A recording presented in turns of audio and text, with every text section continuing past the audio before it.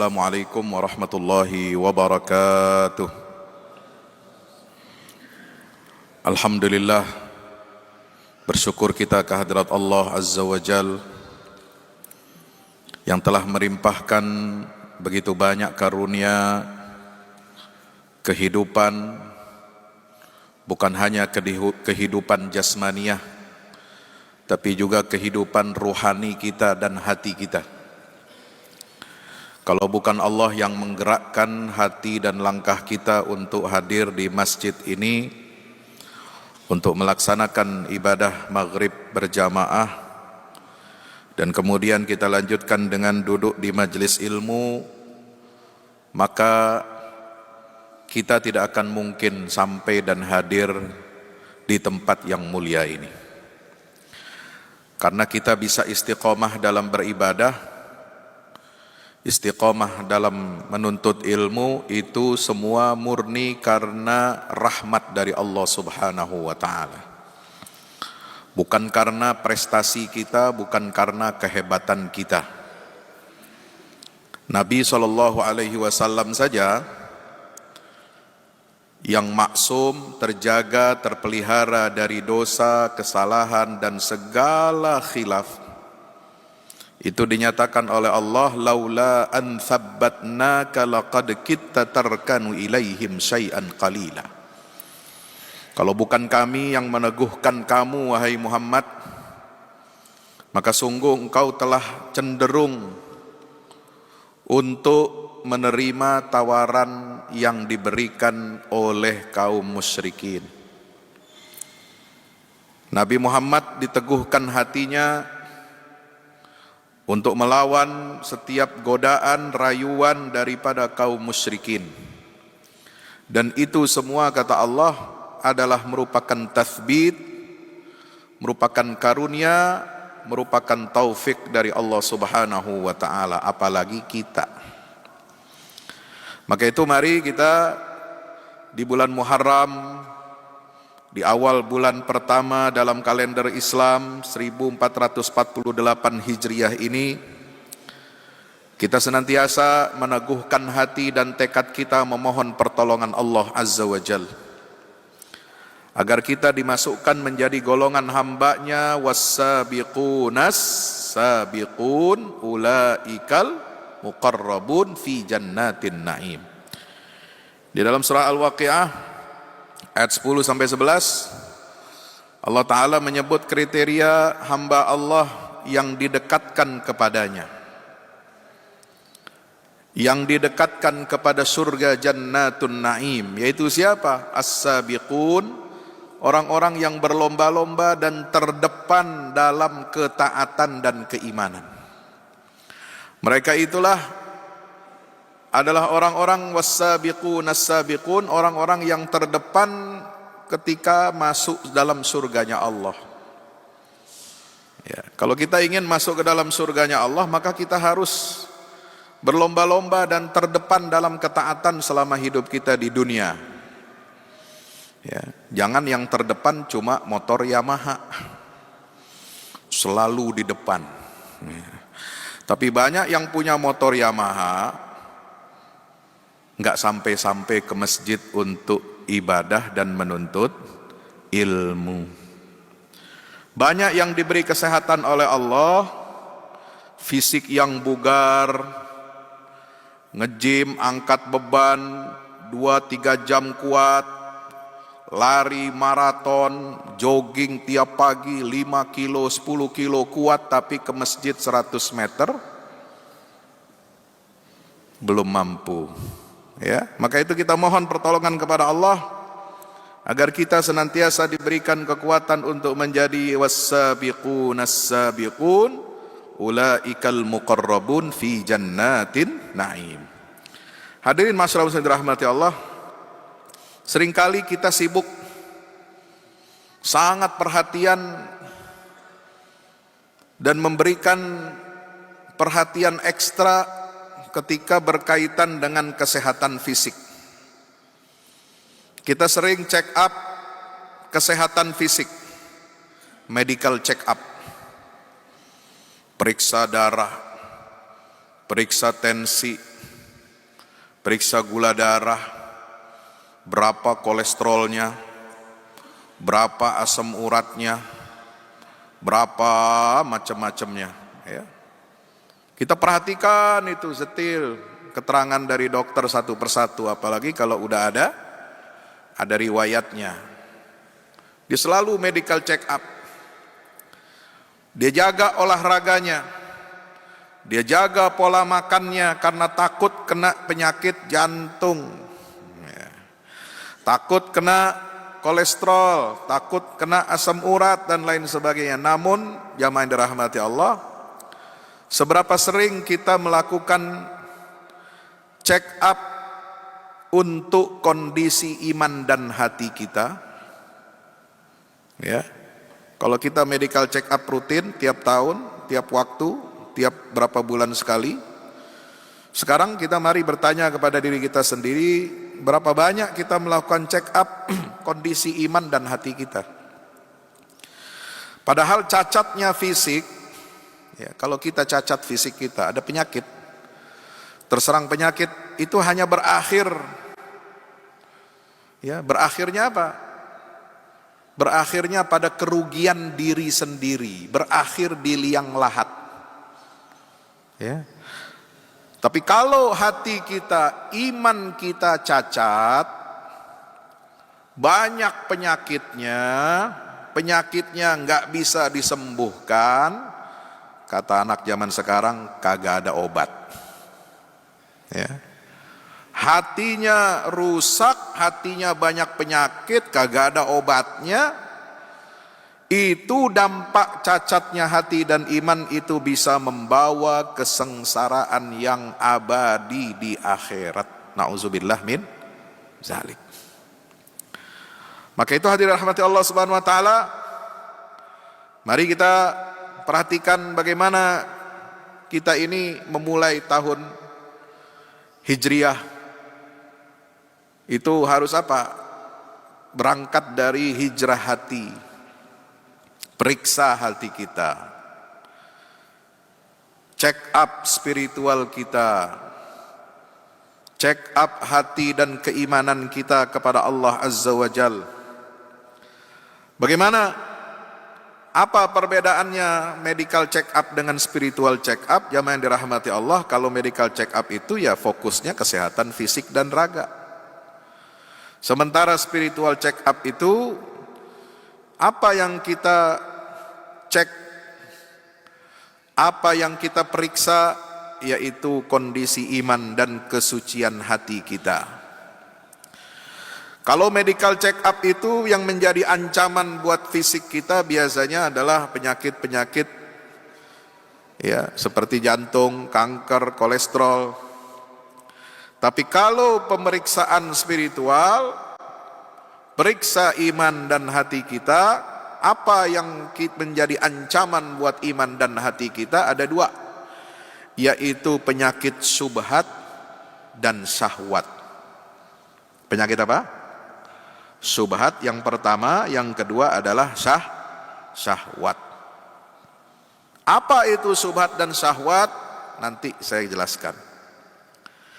Nah, yang ketiga, kalau kita bandingkan antara medical check up dengan spiritual check up, itu ada batas waktunya. Kalau kita gagal dalam diagnosa, gagal dalam pengobatan, medical check up, maka ujungnya ya cuma nyawa yang hilang, berakhir diri yang lahat. Tapi kalau iman kita, spiritual kita gagal diobati, ya, gagal di terapi, lalu berakhir mati kita meninggalkan dunia ini dengan keadaan hati kita berpenyakit, iman kita banyak nodanya, iman kita berantakan.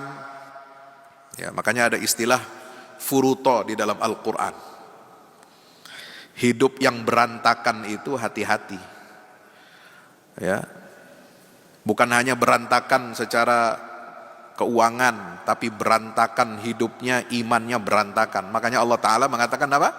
Dalam surat Al-Kahfi, kalau ingin iman kita bagus, stabil, Allah menyatakan apa? Wala tuti' man aghfalna qalbahu an dzikrina wattaba'a hawahu wa kana amruhu furuta. Janganlah kamu mentaati orang-orang yang kami lalaikan hatinya. Lalai dari apa? Dari ingat kepada aku, kepada Allah Azza wa Jalla. Kemudian jangan kamu mengikuti orang-orang yang mengikuti, memperturutkan hawa nafsunya, wattaba'a hawahu wa kana amruhu furuta. Kalau kita mengikuti orang-orang yang hatinya lalai dari ingat kepada Allah, kalau kita mengikuti orang-orang yang memperturutkan hawa nafsunya, maka perkara urusannya semuanya itu, kata Allah, furuta, berantakan. Ya, tidak terkendali hidupnya. Hidupnya bisa jadi lebih apa? Lebih berbahaya dan lebih sesat daripada binatang. Ulaika kal an'ami bal hum adallu sabila. Mereka itu orang-orang yang hatinya, spiritualnya gak pernah dicek up, gak pernah diobati, terus saja numpuk-numpuk dosa, terus numpuk-numpuk maksiat. Tidak ada terapi taubatnya, tidak ada istighfarnya, tidak ada islah memperbaiki dirinya. Man taba wa amana wa amila salihan, tidak ada upaya untuk beramal saleh. Maka orang-orang tersebut akan mengalami blackout. Ya, mengalami apa? Blackout dalam kehidupannya. Blackout bukan cuma sistem komputer, komputerisasi, digital. Blackout bukan cuma padam listrik bergilir. Halo, Assalamualaikum. Ya, katanya kekurangan pasokan apa? Batu bara. Ya, blackout. Ya, pusing pemerintah. Ya, itu baru urusan dunia, baru urusan listrik, Pak. Kalau hidup kita blackout, cahaya hidayah padam, oh bahaya, bahaya. Lebih bahaya daripada pemadaman listrik bergilir. Ya. Kalau nggak ada listrik, kita masih bisa pakai apa? Bantuan alat lain. Ya. Kita bisa pakai apa namanya? Ya, kalau benar-benar kembali hidup ke zaman purba, kita pakai lampu petromak aja udah. Ya kan? Kita cari lagi apa namanya? Minyak. Minyak apa? Minyak tanah. Ya, bukan minyak telon. Ya, mau pakai minyak telon juga boleh, nanti nyala lagi tuh, pakai apa tuh, kapas, tinggal nyalain api kan, dikorek api. Ya, kembalilah ke zaman batu, nggak masalah, bisa.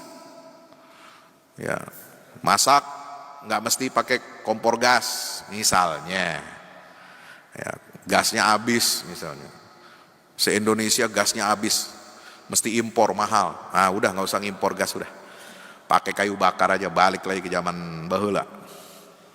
Ya. Pakai tungku, ya. Itu masih ada alternatif-alternatif. Ya, tapi kalau hati kita blackout, oh bahaya. Ya. Yang dicuri bukan cuma satu kelapa. Yang dicuri bukan cuma sendal depan masjid. Ya, yang dimakan bukan cuma pohon mangga. Ya.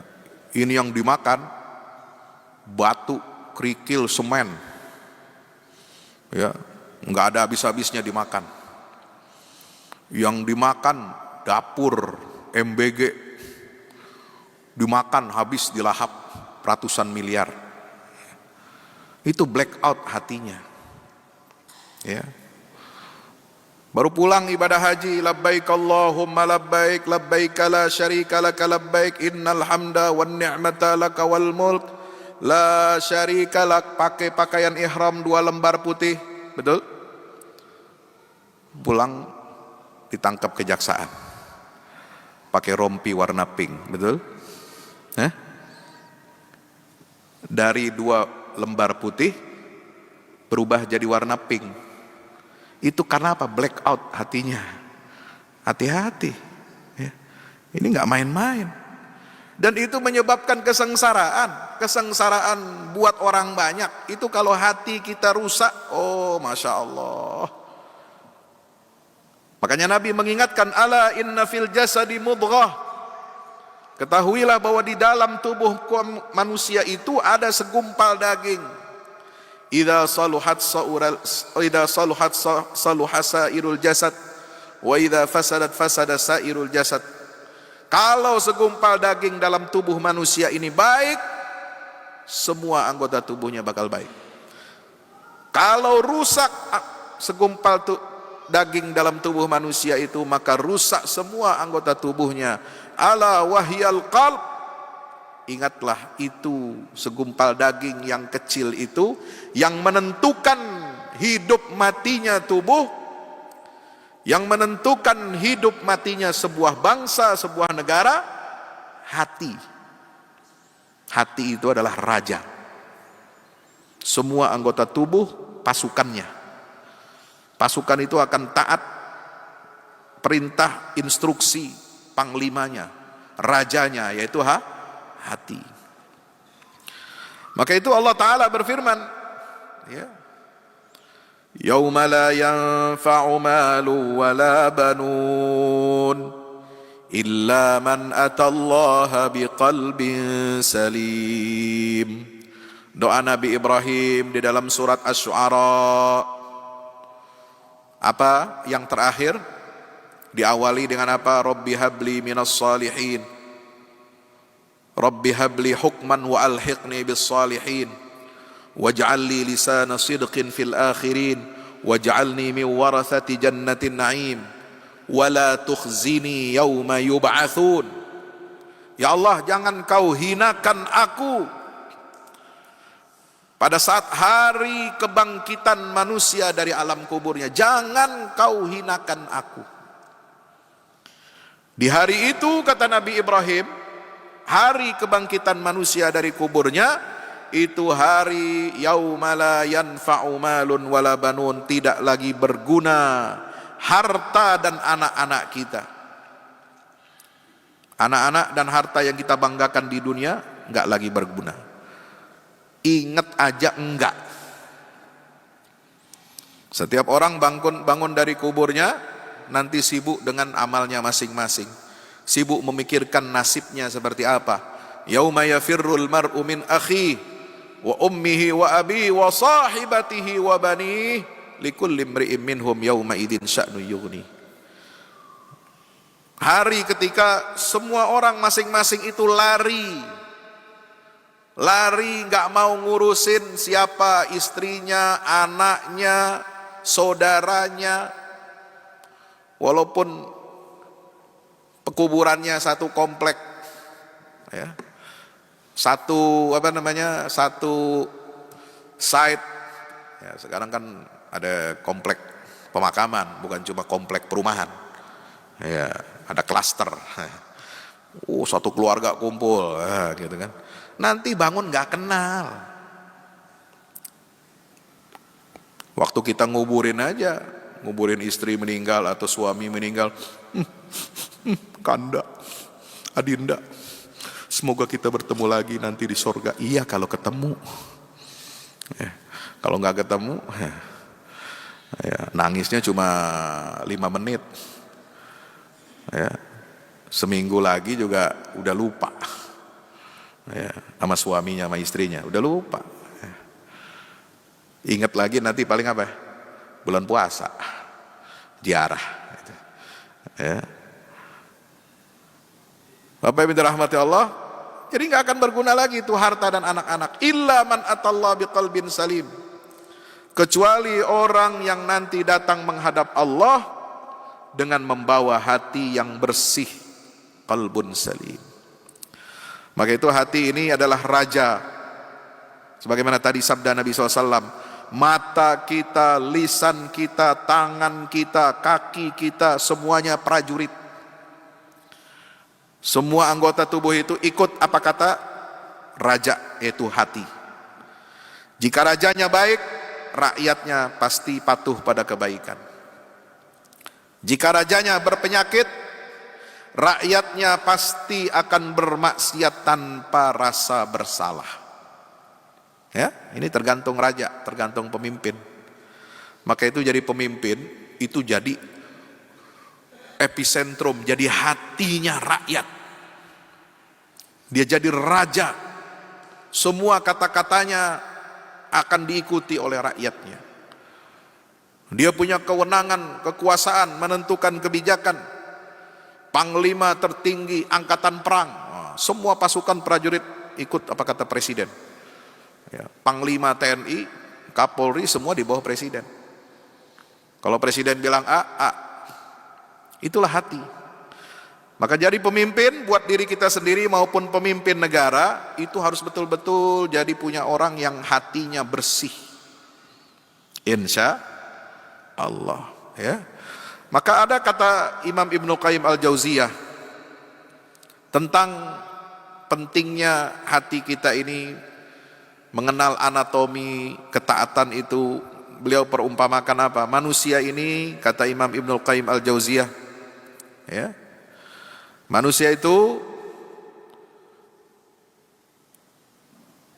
hatinya seperti burung, ya. Mahabbah, cinta kepada Allah adalah kepalanya. Jadi hati manusia itu diibaratkan burung. Kan senternya manusia, pusatnya hati. Nah, hati itu diasosiasikan, digambarkan oleh Imam Ibnul Qayyim seperti burung. Kepala burung itu, artinya kepalanya hati kita, itu adalah mahabbah kepada Allah, rasa cinta kepada Allah. Kemudian burung itu, ya, tidak akan bisa terbang kecuali dengan sayapnya. Sayapnya ada dua, kiri kanan. Nggak bisa cuma sayapnya satu aja, dia nggak bisa terbang. Ada dua sayapnya tapi kepalanya nggak ada, kira-kira bisa terbang? Hah? Jatuh. Kenapa? Kepala itu arah, menunjuk arah, ada matanya. Ya. Jadi hati itu, lihat kita bedah anatomi hati, itu digambarkan seperti burung. Kepala itu menentukan orientasi, ya, ada matanya, mana yang arah yang akan dituju. Kemudian alat dia untuk sampai kepada tempat yang dituju, dia mau cari makan, dia mau cari nafkah. Ya, burung kan tiap saat cari makan, baik untuk dirinya maupun untuk anak-anaknya, untuk keluarganya, ya kan? Dia keluar dari sarangnya cari makan. Bagaimana sampai untuk cari makan? Bagaimana sampai untuk mencari tempat yang ada makanannya? Dia harus punya mata. Berfungsi kepalanya, itulah mahabbah. Hati kita harus punya mahabbah kepada Allah. Sayapnya kiri kanan itu digambarkan oleh Imam Ibnul Qayyim sebagai apa? Al-khauf dan ar-raja. Ada sayap rasa takut dan ada sayap yaitu apa? Punya harapan kepada Allah Subhanahu wa ta'ala. Kalau kepala burung itu, hati itu terpotong, maka burung itu akan mati walaupun ada sayapnya. Kalau ada kepalanya, dia hidup tapi sayapnya patah dua-duanya, maka burung itu tidak akan bisa mencari nafkah. Itulah hati. Maka itu dirahmati Allah, penting buat kita. Ya, harus ada 3 hal dalam hati kita ini. Ini pelajaran tentang hijrah. Ya, sebelum bicara tentang yang tinggi-tinggi, peradaban, bangun ekonomi. Nah, ini kita mesti jagain hati dulu nih sebelum hijrah menuju peradaban. Ya. Masing-masing kita punya hati kan? Nah, apakah kita pernah mempelajari anatomi hati dalam pengertian ruhiyah? Enggak kan? Kita di sekolah dari SD sampai perguruan tinggi belajar apa? Anatomi tubuh kan fisik semua. Oh, hati bentuknya ini, apa fungsinya? Lever ini ternyambung ke ini, ke anu. Ya. Tapi pernah enggak saudara belajar anatomi hati secara ruhiyah, spiritual? Enggak kan? Itu enggak bisa ada, enggak bisa dipelajari di bangku kuliah itu. Di bangku sekolah enggak ada. Cari aja, sampai lebaran kuda juga enggak bakal dapat. Ya. Itu cuma didapat di mana? Dari Al-Quran, dari hadis, dari penjelasan ulama, ngaji. Ya, makanya itu penting ngaji itu. Ya. Nah, Al-Quran menyebut ada kata mahabbah, cinta, rasa cinta kepada Allah, yang membuat apa? Kita ini takut kepada Allah. Takutnya kita kepada Allah bukan menakutkan seperti kita melihat hantu, melihat binatang buas, kita lari. Tapi kalau cinta kepada Allah, lalu lahir khasyatullah, merasa takut kepada Allah, artinya apa? Takut melanggar aturannya karena saking cintanya kepada Allah. Ya, coba di rumah, ya, ada aturan, ya, dibikin oleh suami, dibikin oleh istri. Ya, kalau suaminya cinta sama istrinya, dia nggak akan melanggar aturan yang dibikin oleh istri. Nah, kalau bapak-bapak takut melanggar aturan istrinya, itu ada dua kemungkinan. Bisa karena cinta, bisa karena takut sama istri. Ya. Sama, istri juga takut kepada aturan-aturan di rumah tangga, suaminya bikin aturan. Itu kenapa? Rasa cinta dan rasa takut, kombinasi itu. Ya. Bukan kita takut lari dari sesuatu yang kita cintai. Nah, kemudian bukan hanya rasa takut yang lahir dari mahabbah, tapi juga ada rasa pengharapan, ar-raja. Makanya di ujung surat Al-Kahfi, teman-teman dirahmati Allah, kita baca, "Faman kana yarju liqa'a rabbih falyamal 'amalan shalihan wa la yusyrik bi'ibadati rabbih ahada." Itu tentang roja. Siapa orang yang berharap bertemu dengan Tuhannya, pertemuan dengan Allah itu adalah harapan tertinggi. Kalau hamba itu benar, ya. Kalau hamba itu termasuk was-sabiquna sabiqun, hamba itu termasuk yang al-muqarrabun, maka cita-cita harapan tertingginya adalah bertemu siapa? Bertemu Allah Azza wa Jalla. Bertemu Allah secara fisik nggak mungkin di dunia, nggak mungkin. Nabi Ibrahim minta melihat Allah, nggak bisa.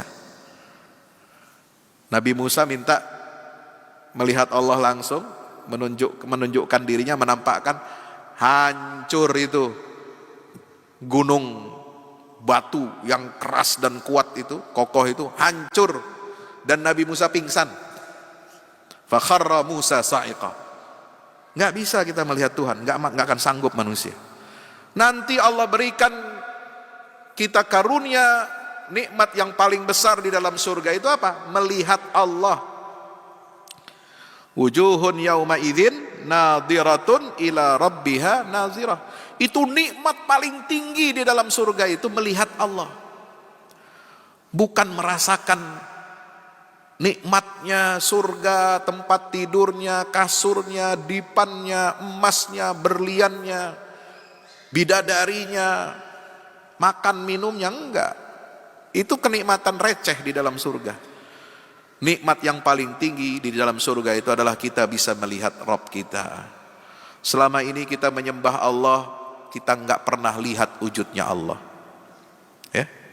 Selama ini kita taati perintah-perintahnya, jauhi larangan-larangannya, kita enggak melihat wujudnya Allah kan. Maka cita-cita harapan kita itu nanti kita berharap bisa masuk surga adalah bisa melihat Allah. Itulah puncak kenikmatan. Siapa, kata Allah, yang berharap atau mengharapkan pertemuan perjumpaan dengan Rabb-nya, ada syaratnya, ada tiketnya yang harus dia punya. Apa? Falyamal amalan salihah. Hendaklah dia beramal soleh. Wala yusyrik biibadati rabbih ahada. Jangan dia menyekutukan Allah dengan satu apapun. Ya, ini amal soleh. Itu tiket. Ya, kalau kita mau nonton konser, ada war tiket. Mau ikut kajian berbayar, sekarang ada model kajian berbayar, nggak apa-apa. Ya, war tiket. Daripada ngantri war tiket konser nggak jelas, maksiat, ya. Mendingan kajian berbayar. Silakan war tiket nggak apa-apa dah. Ya. Nah itu. Ya. Nah ini kita harus war tiket apa? Untuk mendapatkan tiket berjumpa dengan Allah di dalam surga. Itu adalah satu, beramal soleh.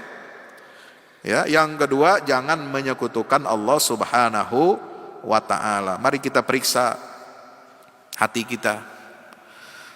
Ya, mari kita tanya, kapan terakhir kali kita ini menangis karena takut kepada Allah? Pernah nangis? Pernah nangis?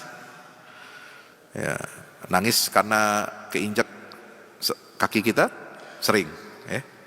Nangis karena digigit nyamuk? Pernah. Ya, nangis karena digigit ular? Ada. Ya. Nangis karena diomelin suami ada? Ada, ibu-ibu ya. Nangis karena dimarahin istri, bapak-bapak pernah? Hah? Ngaku. Pernah nggak?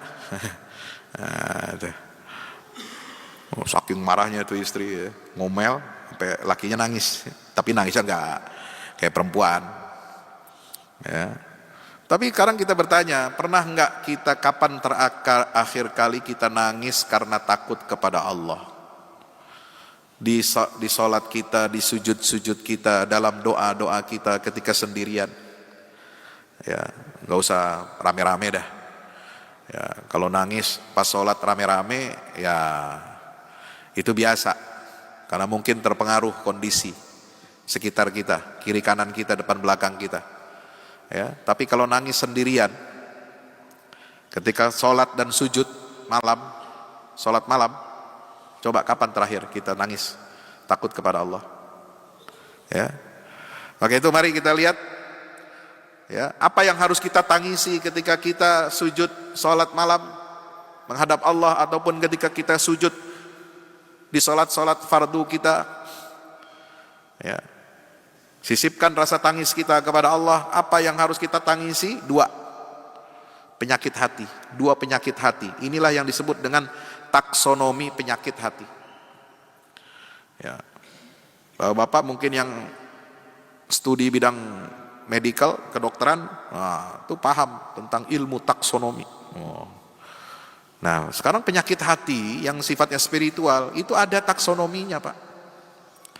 Ya, ada petanya.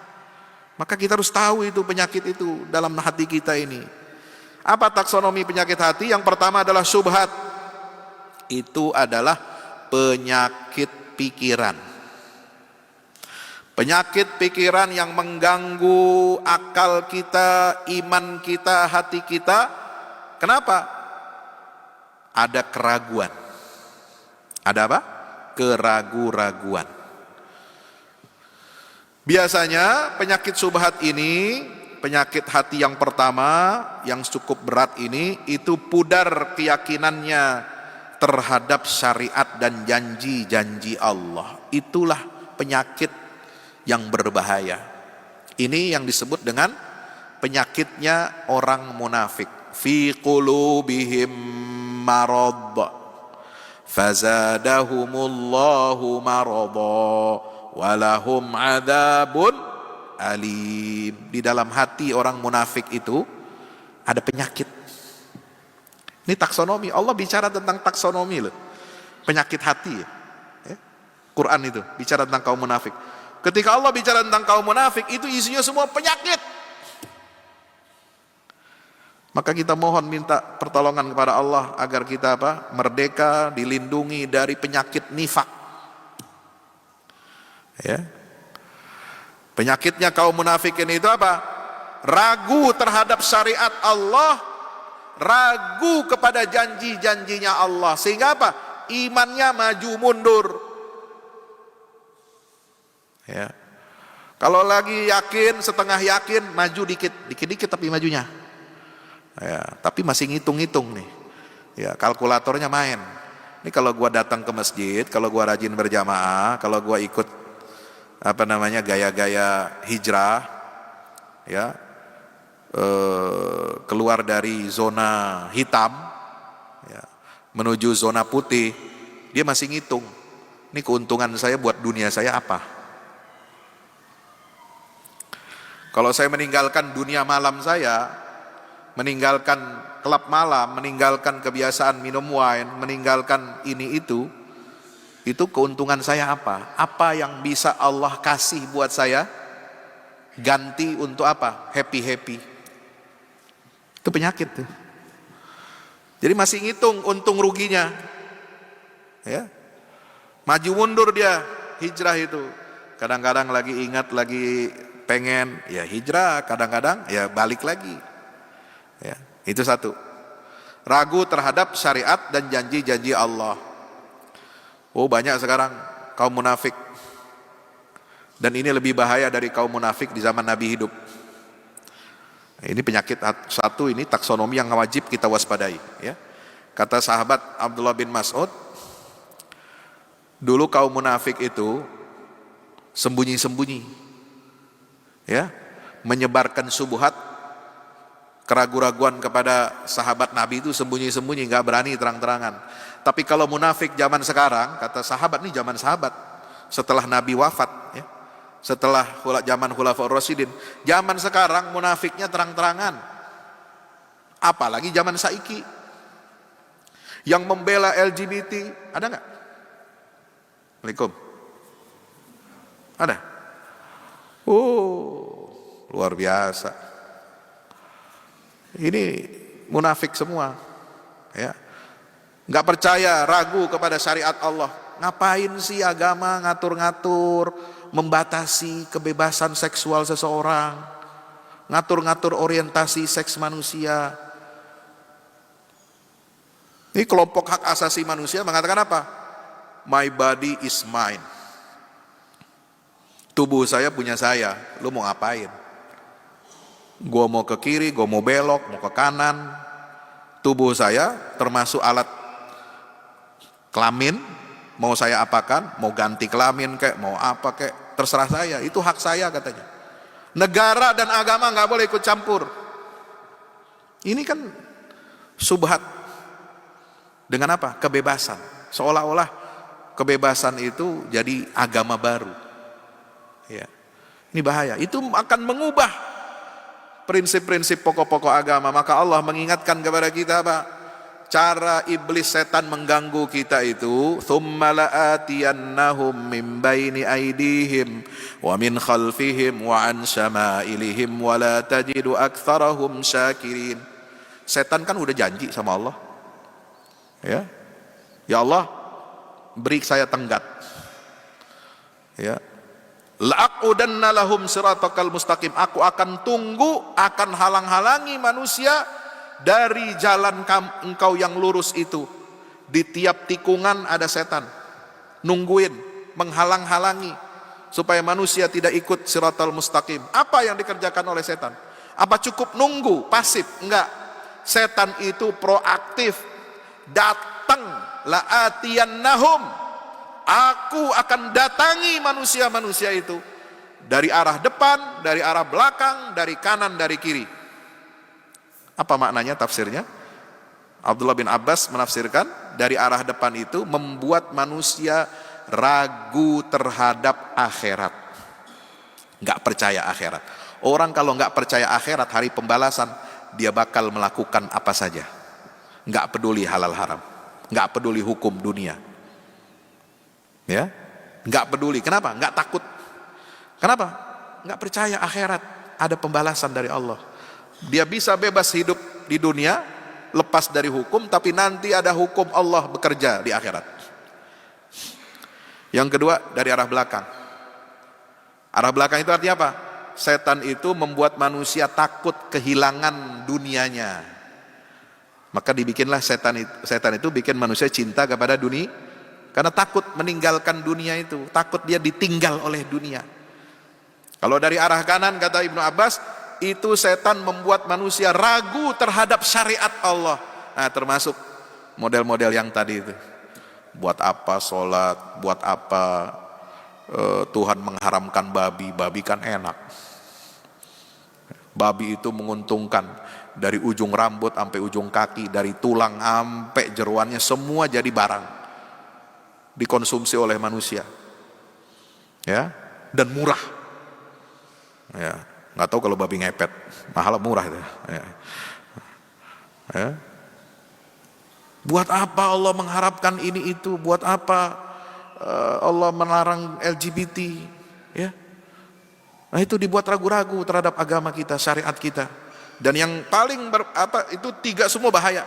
Ada lagi satu yang berbahaya dari arah sebelah kiri. Itu penyakit yang disebarkan oleh setan apa?